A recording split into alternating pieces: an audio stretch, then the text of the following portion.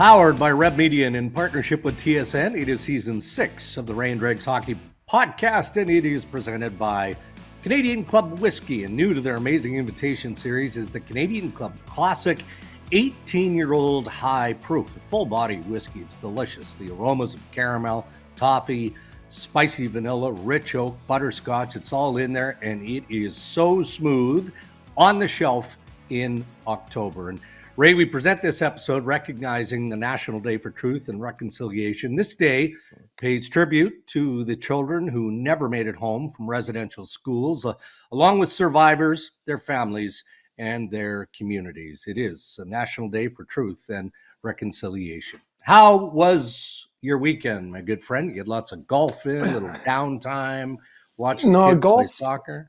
Yeah, golf not on the weekends. I'm a weekday golfer, fortunately. So yeah, good. I saw a younger guy, Reese, played on Saturday.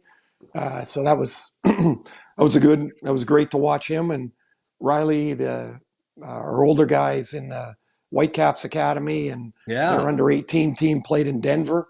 So didn't get to see him play, but picked him up at the air. So busy with that. Cammy was in Calgary. And but we had a spectacular weekend here. Those fall weekends, just beautiful, just awesome. So long walks with Ollie, although he's got short legs, we don't go too far. But it was good. How about you? Good one? Yeah, pretty good weekend. I'm a partial owner of season tickets for the Toronto Maple Leafs. There's like 5 or 6 of us, right? So in the end, I think I get 7 pairs.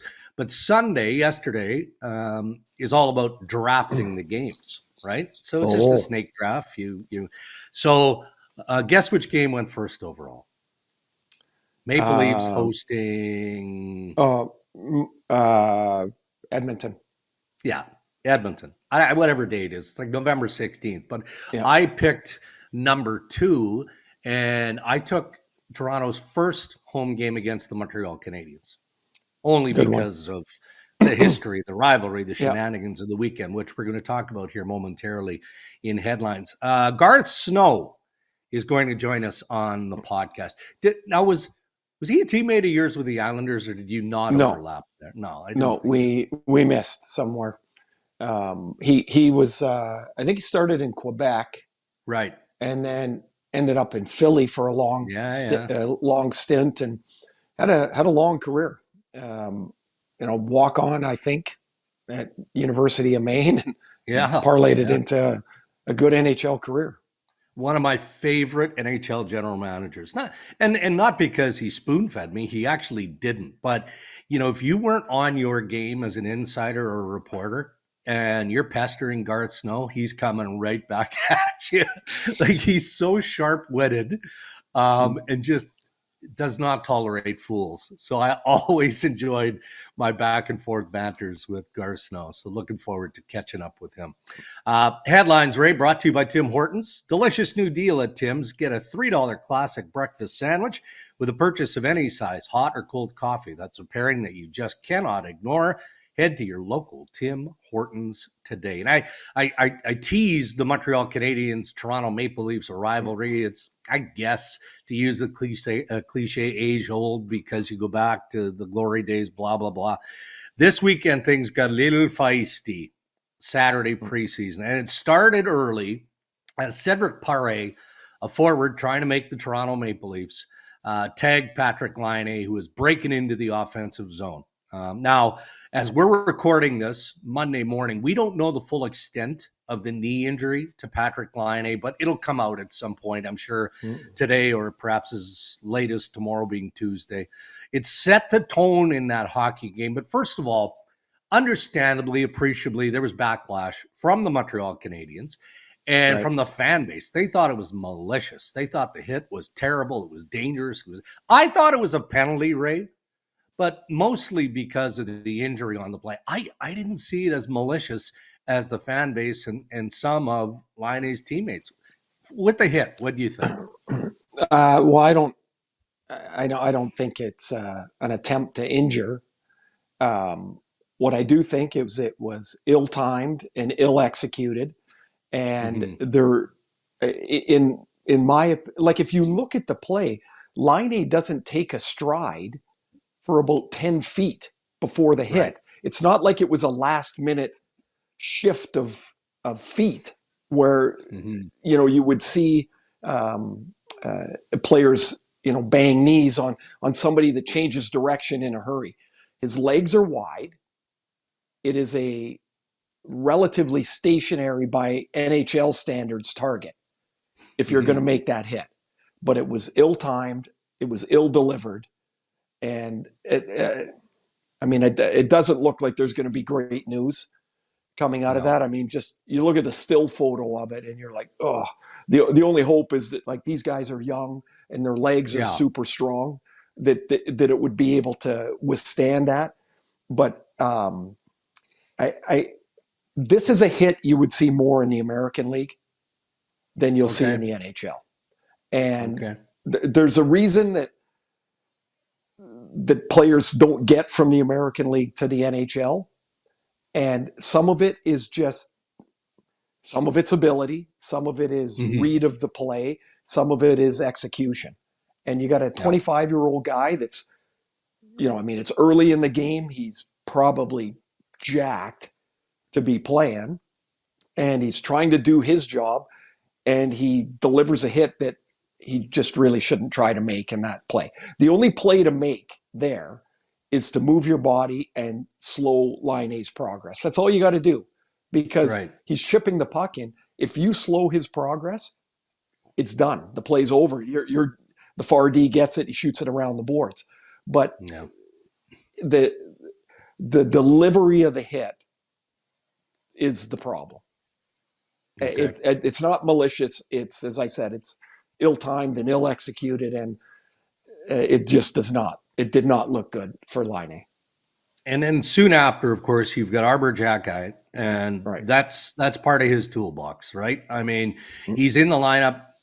He's got to find a way to execute that pound of flesh, and he does it by jumping Cedric Pare and literally pummeled him. And I felt like the referees got this right. So they gave him the 2 for the instigator, which comes with the automatic 10 and the additional 10. Really, it's a one-man fight.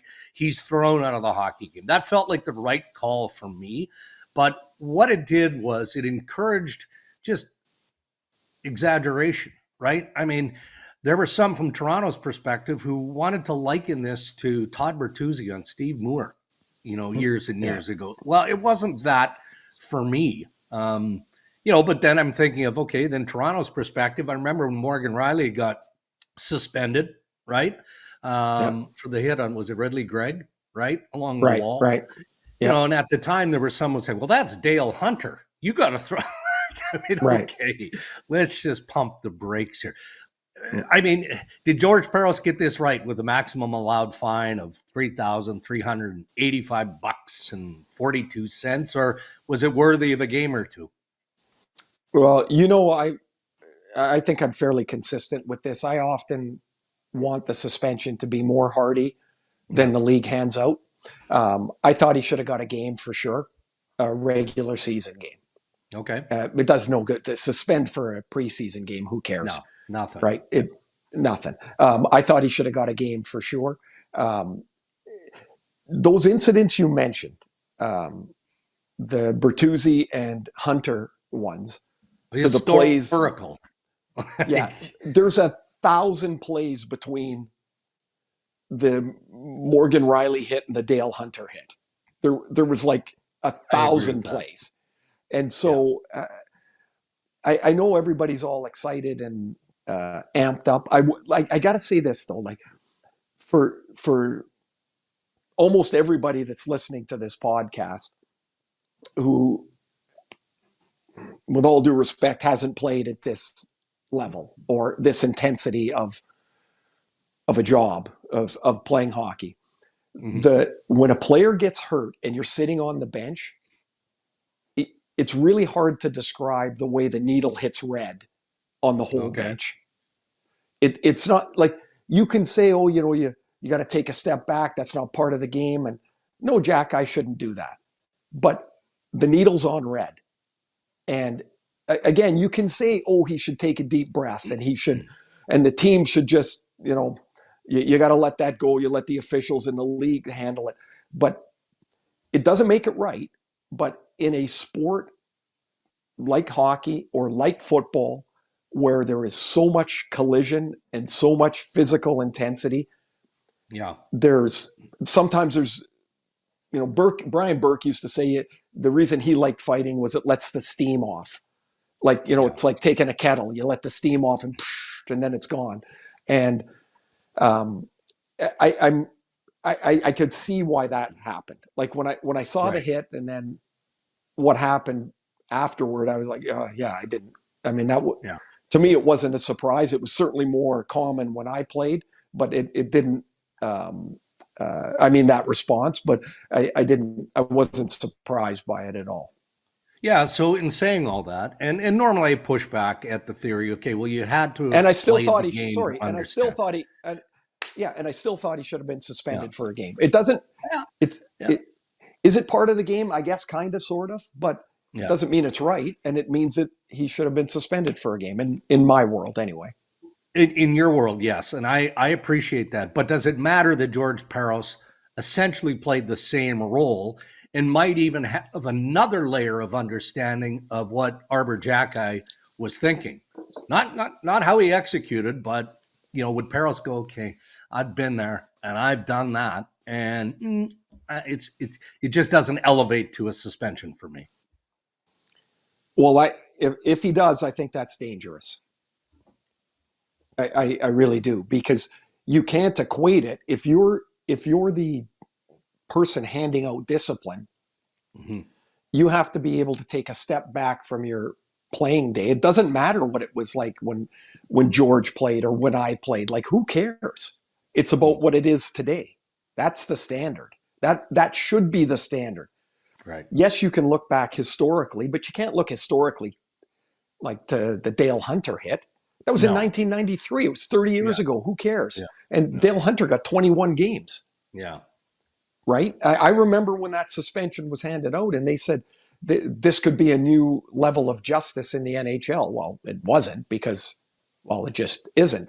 But I don't think, even if there is an understanding of what might have been going through the player's mind, I guess it sort of matters. But you have to, I believe if you're doing that, you have to be able to take yourself one step away and say, what am I looking at in the big picture here? Not what would I have done, because who cares? We're all wearing sport coats to the games now. Yeah. Okay. So let's just push off where we started, was the potential significance of the Laine injury. Right. Okay. The NFL, they hardly play their stars in the preseason, right? Quarterbacks don't take too many snaps. They play one or two series. That's it. Yeah. So how many games is enough in the NHL preseason? And I understand, look, if you're a fringe player and you're trying to compete for a spot, I get it. Of course, you want to play as many games as you can. You're fighting for your job here. But now you've got Laine on the sidelines for an extended period. Drew Doughty got hurt with the Los Angeles Kings. He's out for an extended period. You had Panarin and Hedl go down last week. Now, they're both okay, but Lindgren got hurt in that game. I don't know. Like, is it just... It is what it is, as cliche as that sounds. It's the preseason. Whether you get hurt in the preseason, get hurt in the regular season, those are just the perils of the job. Or if you were the general manager, would your star players play very little in an NHL preseason? Okay, a couple thoughts. First is, nobody should really care what the media thinks here. The reason the media doesn't want 7 exhibition games is nobody wants to watch them. Right. Because there's no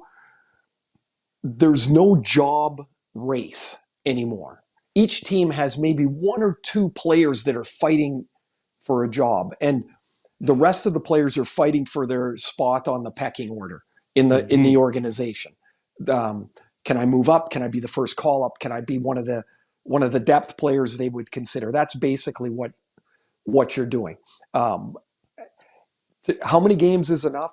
You'd have to ask the players. I felt I needed 3. Okay. Like 3 would have been nice. Now, the Doughty injury is brutal. And that could have happened anytime.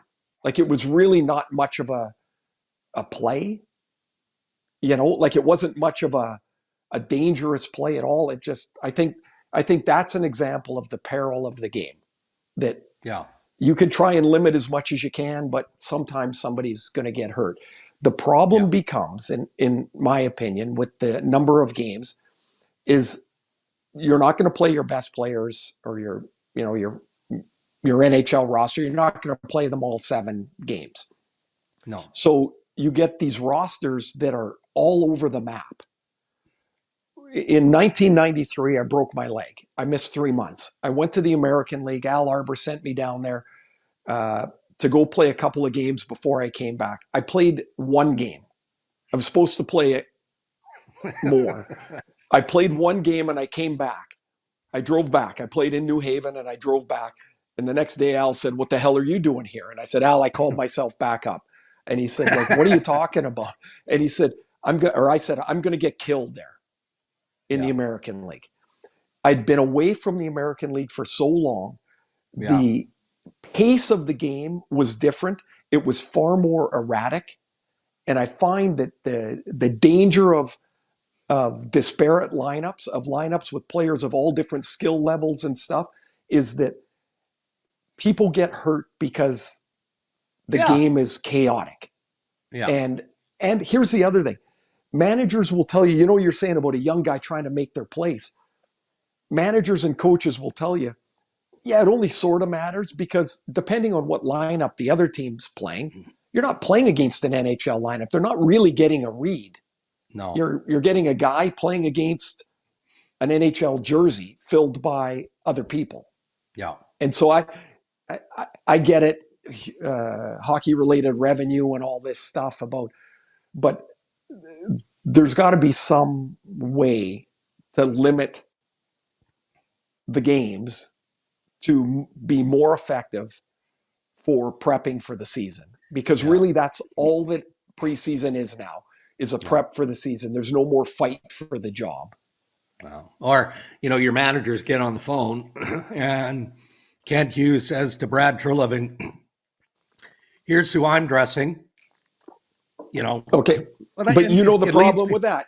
But the problem with that is that Toronto doesn't want to. Again, you're not going to play your guys 7 games, so Toronto's not going to take Matthews and Marner and Tavares and Nylander to Montreal, and then they got to play again here back in Toronto. Yeah. Like, you're going to play your best players for the most part at home. Sure. Yeah. Unless the league says, "Hey, 3-4 games tops," I don't know. I don't know how you. I'd be all for that. All right, we'll wrap up headlines with this, because I do want your thoughts on the Pittsburgh Penguins. And frankly, it kind of segues nicely to the conversation we've just had, because Ottawa and Pittsburgh last night, 2 pretty decent lineups. I mean, basically they're NHL lineups. Linus Ullmark didn't play for Ottawa. Evgeny Malkin had the hat trick. Sidney Crosby had 2 goals in a 5-2 win over the Sens. So, does it tell you anything based on what we've seen from this group in the preseason? Is it fair to suggest maybe Pittsburgh is going to be better than expected? I don't think so, because one night as opposed to 82 nights is that's a tough projection. What I do think in Pittsburgh is I can't fathom that their power play is going to be as bad as it was a year ago. Shocking how terrible that power play was with the people they had on it. I will be curious to see Malkin kind of morphed into a special teams dangerous player, not a 5-on-5 dangerous player. He is a key for them. He really is. Their goaltending will be a key for them. I don't anticipate them falling away from the pack.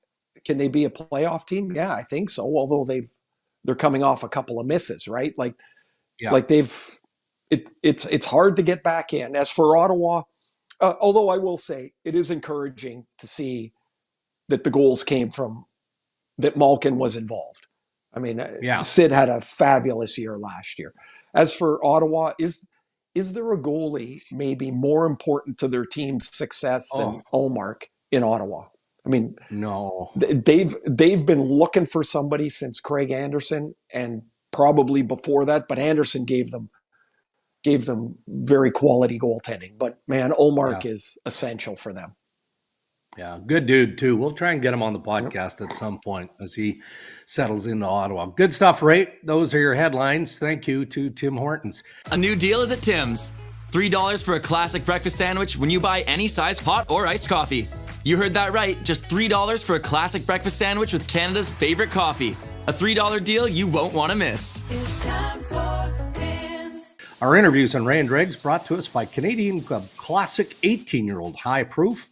Invite your senses to an elevated Canadian whiskey experience with Canadian Club. All right, Raymond, here we are. Pleased to be joined by Garth Snow on the Ray and Dregs Hockey Podcast. Yeah. And Garth, it's been a while. I don't feel like we've been as connected as we once were. I mean, your management days, at least temporarily, I'm going to say temporarily, are behind you. So how have you been staying busy? What keeps Garth Snow going in the hockey world these days? Well, I have 4 boys. 2 of them are still in hockey, so that kept me busy coaching from Bantams right on through last year through 18U with my oldest, and help out with my Bantam, my youngest 13-year-old. But enjoying life. Still here in Long Island. Lots of friends, family. I have family from Boston. I'm originally from Boston, and they came down. They did the Brooklyn pizza tour. So they tried out all the best pizzas in Brooklyn. Nice. I didn't go. I'm still scarred from driving into Barclays Center all those times. So I took a pass on that one. Snowy, have you missed it or have you enjoyed the time away? You know what? I miss probably like everyone else that's been in the game. You know, the camaraderie. It was an adjustment going from player to manager, and then you miss that locker room banter and atmosphere. And then as manager, working with your staff, whether it's the people in the office on a day-to-day basis, whether it's your amateur pro scouts, working with the players, your minor league team, your player development people. I do miss those interactions, but there's a lot of things I don't miss, and enjoying some quiet time. When you mentioned from playing to manager, I mean, like that was like 6 minutes apart, right? Like that's what it felt like to all of us. Like, how did that all come about? How did that come about, Snowy? Well, my last year playing, so it must have been 05, 06. Mike Milbury had stepped down halfway through the season. We didn't have a manager, and I was in a meeting with him, and I expressed interest. When I went to University of Maine, I got my bachelor's and my master's degree, and my mindset was, if it never worked out in hockey, I would get into college coaching, maybe athletic director route, something in that path. And we had a great conversation, and he set up a meeting with Charles. So right after our last game, for about 5 days, I had several meetings with Charles and went through the interview process. And ultimately, he decided on Neil Smith, and I still had 2 years left on my deal. I had gone to Stedman Hawkins to get hip surgery, and when I was recuperating, I got the call from Charles, and he said, I want you to be my general manager. Just keep it quiet. Drive down to Long Island. I was in Massachusetts at the time, and the next day they made the change. Okay, so that's incredibly fast, right? So, like when you say, yeah, I'm interested, and then all of a sudden you are, like, what was the first moment where you're like, holy shit, there is a lot to do here that I didn't know about? Oh, probably right after the call I received, because my mindset was on recovering from the hip surgery and getting ready to play for training camp. So that drive from Massachusetts to Long Island, which is about 3.5 hours, was a lot of thoughts go through your mind, and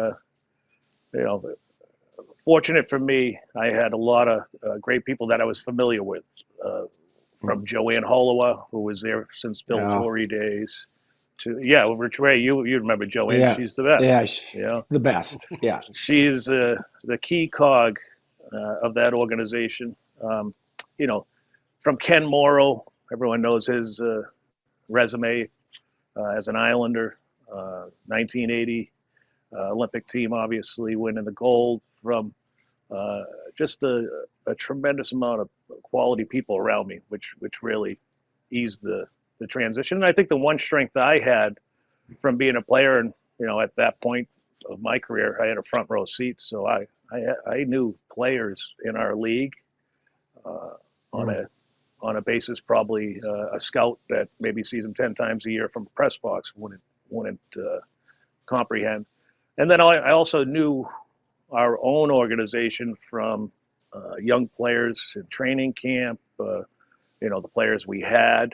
So I think that gave me a leg up on the pro side, and we had a pretty good season that first year.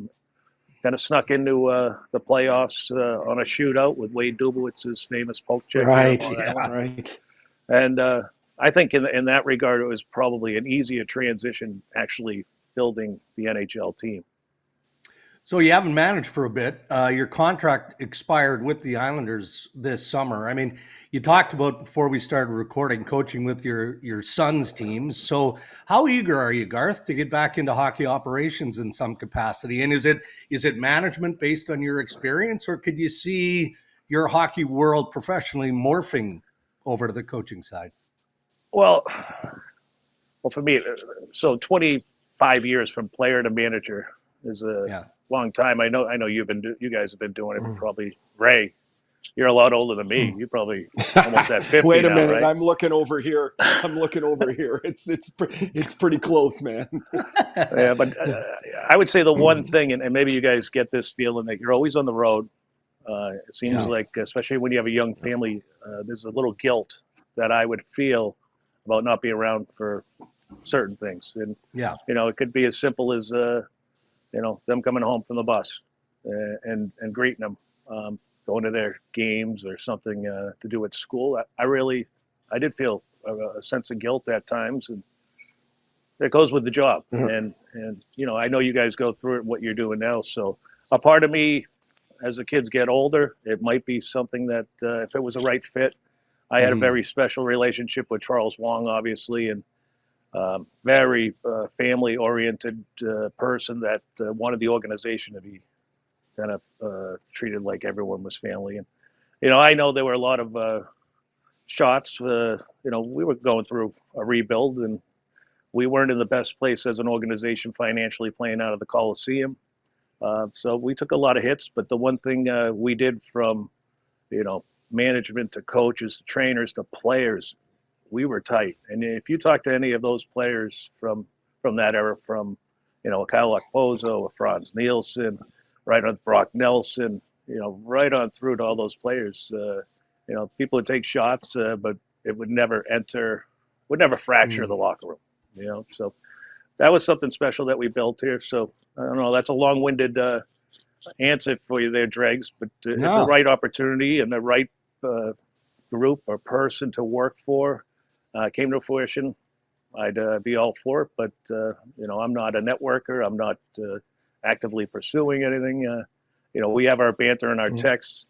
I was surprised to get a text from you the other day, Dregs. Usually you would only text me during a trade deadline or at a draft. The pressure points of any manager is when we get our text messages. And actually the year, I don't know if it was you or it was Pierre, there was, I think, a trade deadline. All the shit was hitting the fan.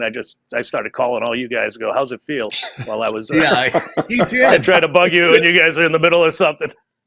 Yeah. So that was fun. Or one of the panelists, like Ray, or back in the day, Aaron Ward, would be torpedoing your lineup, and you'd be calling or texting, really?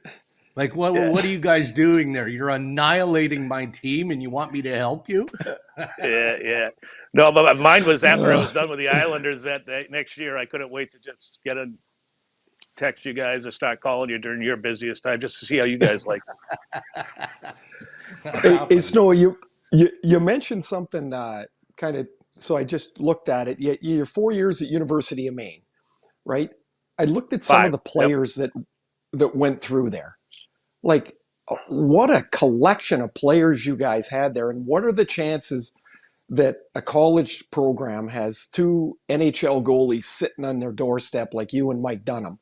Like it did, like Jim Montgomery, and like, man, you got Paul Correa in your last year. Like that's an amazing group of players you had there. Yeah, having Paul Correa and Jim Montgomery could make any team look good. And I think it goes to Sean Walsh and Grant Stanbrook, Red Genren.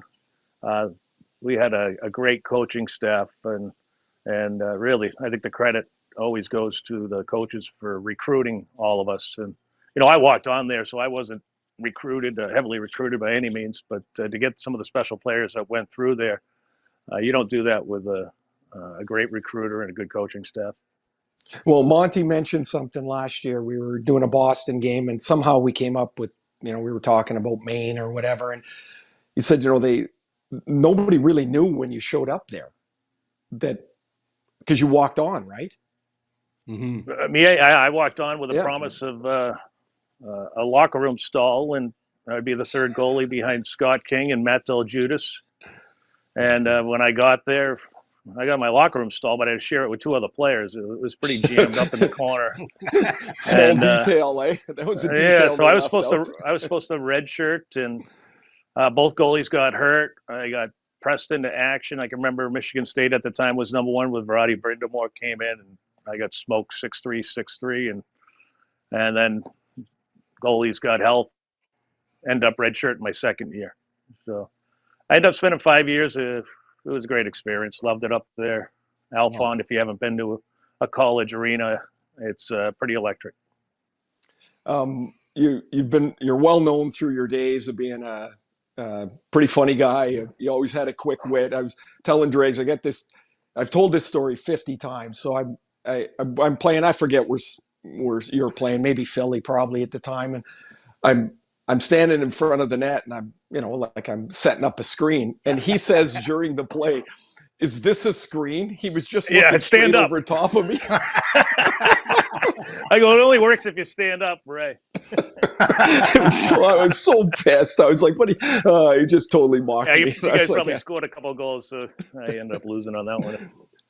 Did we had fun. Those are great interactions you'd have, and sometimes pressure situations. But I think to a man, you guys that had to be in front of the net always had some kind of banter with the goalies, whether it was with me or someone else. Well, just trying to stay alive. The rules were a little different then. You weren't shy with your stick a little. He's a big man, and he had a pretty heavy chunk of lumber to swing around in there. And then you always had, in Philly, they had these monstrous humans that they stuck on the blue line, and you'd be like, yeah, this is no fun in here. This is no good. Yeah. I could be a little bit more lippy with some of the big boys that we had in that lineup. Never hurts. No yeah. kidding. Did you have a favorite place? Favorite place you played? Favorite time of your career? Well, Long Island, and I don't know if it's because I've been here since 2001. It's a great place to raise a family. Obviously, everyone complains about taxes being high, but the tax money is well spent because the school systems are great for kids. So, last few days seems like I play with a lot of former Islanders that now stay in the area. Maybe they're getting paid a hell of a lot more than we did back in the day, so they can afford it. But it's great seeing the kids that we drafted. In 08, 09, and now they have their own families and they don't want to go anywhere. So, I won't say names, but a couple of recent players had opportunity tryouts to other teams, but they just don't want to uproot their family from it. Garth, when you watch, doesn't matter, I suppose, any NHL game, any game in hockey for that matter, are you more apt to pay closer attention? Are you analyzing the goaltending? And if that's the case, when you're looking at today's NHL goalie, I watched the Leafs play a game the other night. They had Anthony Stolarz and Hildeby backing up. One guy's 6'6", the other guy's 6'7". That's clearly a trend. But what do you see when you look at today's NHL goalie? Well, Ray, correct me if I'm wrong. I think back maybe in the 90s, Sean Burke was probably the biggest goalie in the league at the time, right? He was huge. And then it seemed felt huge. Yeah, and then you had guys like Olaf Kolzig, big boys coming in, and you know what? It's I remember Charles Wong, and maybe because he was Chinese, he had made a statement that he was going to get a sumo wrestler as a goalie, and everyone kind of gave him grief and shit on him about the comment, but he was right. It's 6x4, it's 24 square feet, and you're just trying to cover as much of the 24 square feet as you can. So, you know, when Charles said something like that, he's talking about getting, you know, larger goalies. So now you're seeing 6'6", what was Bishop, 6'7"? There's some right. a lot of net, a lot of net coverage just from the body. You know, You covered it a different way too. Like you had, how long were your pads? Like 93 inches? Like well, you had no. some stuff, Snowy, I don't think was tight to the league standard. Well, back then there weren't rules. So anyone who says that I was breaking a rule, there were no rules. They may have changed them, but I think at the longest I had were 44-inch pads. And I always say it takes a real athlete to carry around that type of equipment. You know? I'm just saying. So, do people know how wide the net is? Because when you'd go down, it's 88 inches of coverage. Yeah, The puck cannot go in. Yeah, it's what it enabled me to do, because I really didn't have the flare in my hips, you know, when I went to my knees to cover both the posts. So I would have to kind of kick out my feet.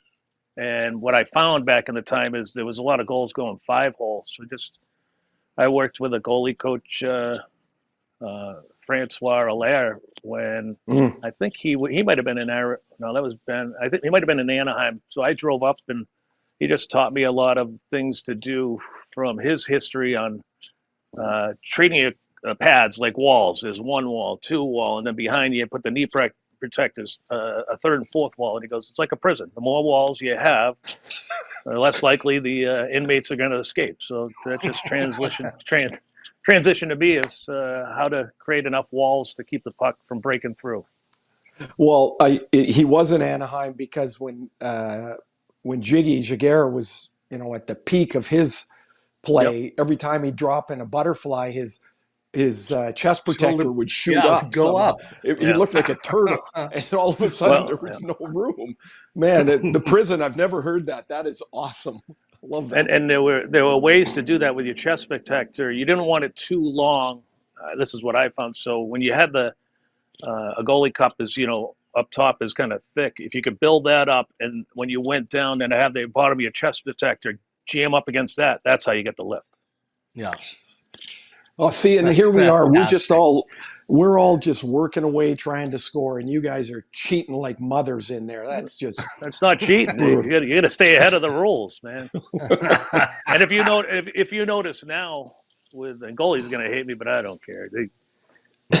Look at the pads, the way they sit on skates. So they'll put blocks, or they'll build up a block to put on top of the tongue, but it's actually built underneath the pad. And if you notice, that will help build the top of the pad up. So when you go down, it creates that, instead of a 40-inch pad, now you can do the 38-inch pad, but it's taller. Yeah. So sometimes the puck will hurt a little bit more when it hits your skate, because there's no pad down by the skate, because it's lifted off the kind of like the lace part of the goalie skate. Oh. Always working. And the other, and I see it today, and I mentioned it as a manager. If you look at goalie pants, they have this little cut below, down low on the back. Some will just use scissors. You'll see kind of like an upside down U, and what that helps the goalie when he goes down, it doesn't bunch up and create holes, and the pants will set square. So one thing I would recommend is make those pant legs equal length all the way around. Would be very helpful. More goals. I'm a fan. Get this man back in now. Snowy, hold on. I just want to make sure. Goalies aren't going to like me after this one. I can tell you that. Garth Snow says, here's what needs to happen. I don't care. Track me down the golf course and try to get me. Yeah. What's your handicap at? I'm playing terribly right now. I can't get off a tee on my head case. like right now at 12. A good 12 though. So we all know 8 to 12, dangerous player. Yeah. Very About a year and a half ago, 2 years ago, I got down I think to a 7.5. nice. And I was losing my shirt though, so I got back to where it needed to Yeah. Yeah, so there you are. Self-correction. Sweet spot. be. Yeah. All right, Garth, we'll let you go, buddy. Thanks for All right. doing this. We know you don't do many of these, and I think Ray would admit and agree that the league is better with Garth Snow in it. Yes. So look forward to getting you back. Thank you guys. Hope you jump Appreciate back it. in, Good catching up. Snowy. It would be great. Good Good to catching see up. you. You know, Ray, Snowy was a little reluctant when I first reached out to him and said, hey, Garth, you want to come on the podcast? Yeah, I don't know, Dregs. I'm going to lay low. I'm doing this. I'm doing that. I'm like, come on, man. Like, people need to see Garth Snow. They need to know that you're out there, that maybe, possibly one day you'll get back into, coaching or managing at the NHL level, all of that. He agreed. And then I was worried about the tech side of things, right? He doesn't even have a laptop, for heaven's sake, but he might have been set up the best that we've had on the Ray and Dregs podcast. Right. In a long, like, how beautiful is that spot, right? He's sitting in his patio in his backyard. No wonder he's not in a race to get there or to get back in. He looked pretty relaxed, and he, man, when he was a manager, just I think if when people might at first blush say, "Oh yeah, he's going to be he wants to manage again," and they didn't have that much success in Long Island. He just touched on it a little bit. They had a lot of things that were caving inward. Yeah. I mean, the arena dominated almost everything that they did. And the owner, Charles Wong, was trying for years to get that thing built around, called it the Lighthouse Project. And at some point, it just didn't happen.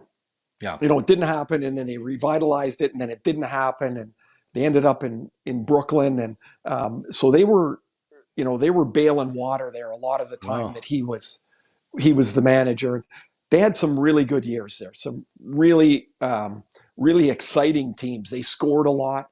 They were fun to watch. And then of course it just ran out, and he's been, I guess, sitting and waiting for his contract to run out, but good on him. He's been, gets to be around his kids. He's got the 4 boys and coaching them, and sounds like he's playing some golf, and now we'll see. Maybe he jumps back, and if he wants to get back in, I would think there would be an opportunity for him.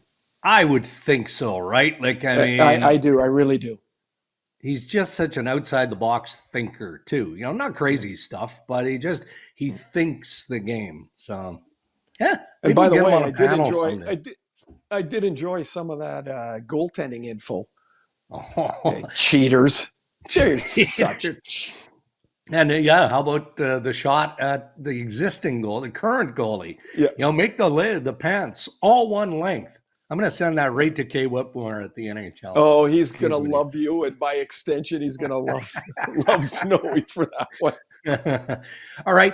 Later this week on Ray and Dregs, we're going to dive back into Ask Ray and Dregs Anything. I think our maiden voyage with Ryan Rishaug as the co-host coming in for Ask Ray and Dregs last week, I think it actually worked. I don't know about the rapid fire nonsense. There was some shenanigans involved there, but maybe we bring him back. What do you think? I felt that I was put out on a limb there. I think you guys took advantage that perhaps I would, have a short fuse. I didn't like the invoice that Rishaug sent. Like, he thinks he's getting paid for that. Yeah, good one. Based on the financial advice he was seeking from me this weekend, he clearly is getting paid more than he should be. So we're gonna have to we're gonna have to tighten things up on Ray and Dregs. Board meeting between Monday and Thursday. All right, you can send us your questions on X and Instagram at Ray and Dregs, or on the website rayanddregs.com. The final stretch here, man. Like, your workload is going to increase significantly here. So what's this week look like for you? Well, this week is my last week of golf. I know. Wow. It's really, come on. Friday will be a sad day. The clubs will, I'll polish them up and put them away. do have a golf trip coming up in November, though. But of course you do. and but I got to polish them up and put them away, and then there's no. I mean, I've been on holidays for 3 months, so there's no complaint. But it goes from doing nothing to a full out sprint on October the 8th, first day of the season, and I'll be pretty busy. We'll have a little detail on that, but I'll be pretty busy first 36 hours of the season. Yeah. I'm not complaining, but I'm right back in it, man, especially this week. So we did the Saturday game, preseason game, Toronto and Montreal. Couple of podcasts, obviously, this week. Insider trading is back in full swing, Tuesdays and Thursdays this week. And then another preseason game to wrap up the preseason on Saturday. And then our season preview on TSN is Monday. I'm right back in it, Ray. Yeah, you are. You're in it. But now, is Doughty going to be able to come back from the President's Cup and host this, or is he off until the next big event? That's a good question. I think he'll be back for the season preview, but I don't know that he's back on Saturday.